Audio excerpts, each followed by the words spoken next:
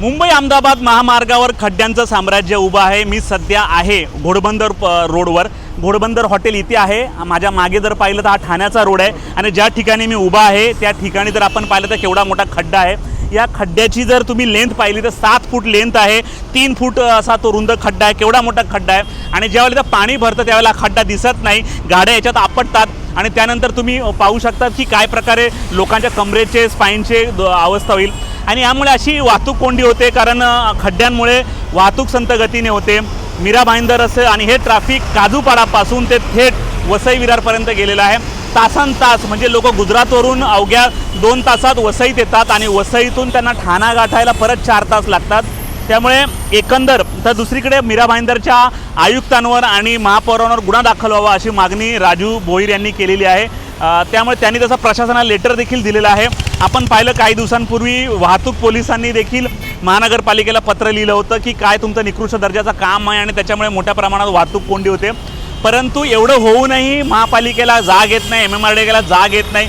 600 करोड रुपये खर्च केलेत परंतु त्याच्या पाण्यामध्ये गेला असं म्हटलं तर चूक होत नाही। इकडचे आमदार खासदार नेमके करतात तरी का हा प्रश्न आता उपस्थित झालेला आहे। त्यामुळे रोज रडे त्याला कोण मरे अशी अवस्था आहे।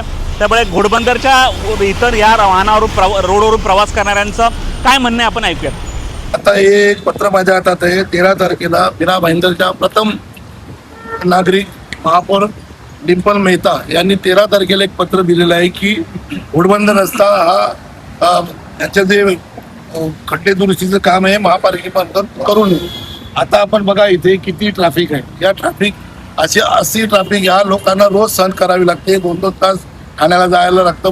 मीरा भाईंदर शहरामध्ये आतमध्ये यायला लोकांना त्रास होतो।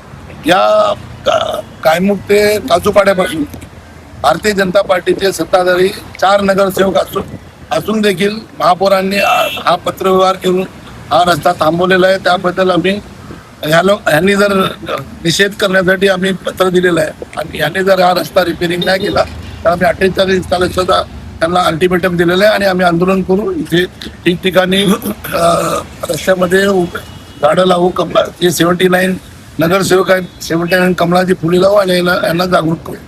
गुन्हे दाखल करण्याची पण मागणी केली आपण। शेवटी पर्याय तेच आहे की काम जर या लोकांनी नाही केलं तर शासनाने देखील आदेश दिलेला आहे की हा रस्ता रिपेअरिंग करावा महानगरपालिकेने आणि शासनाचा देखील हे निर्णय न घेता हे काम करत नसल्या कारणाने आम्ही पोलीस आयुक्तांना पत्र दिलेलं आहे की यांनी जर रस्ता रिपेअरिंग नाही केला तर यांच्यावर गुन्हा दाखल करण्यात यावा।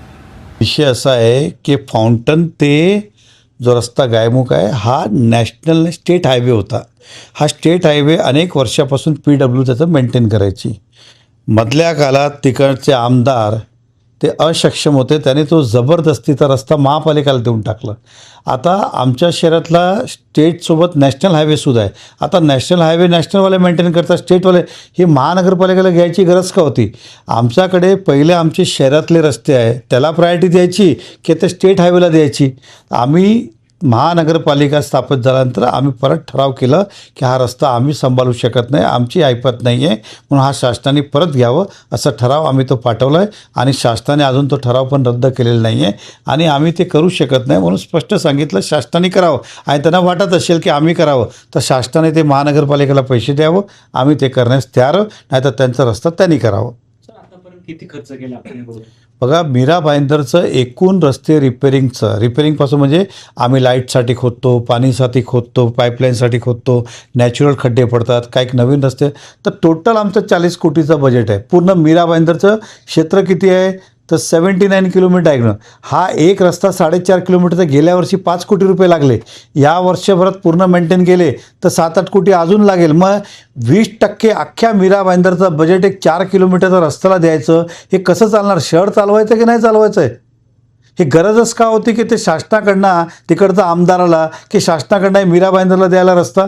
आम्ही स्पष्ट सांगितलं आम्ही ते मेंटेन करू शकत नाही। उद्या आम्हाला सांगितलं नॅशनल हायवे मेंटेन करा, आम्ही कसं करणार एवढं मेंटेन? कारण महापालिका एवढी सक्षम नाही आहे या मीरा भाईंदरची। नंतर मग कर वाढलं तर परत आंदोलन की टॅक्स का वाढवलं? मग शेवटी रस्ते मेंटेन करायला पैसे लागणार आहे आणि महापालिका या शहराच्या नागरिकांनी आमचा हाती दिली आहे तर आम्ही नक्कीच काळजी घेणार की महानगरपालिकेवर एक्स्ट्रा खर्च पडू नये।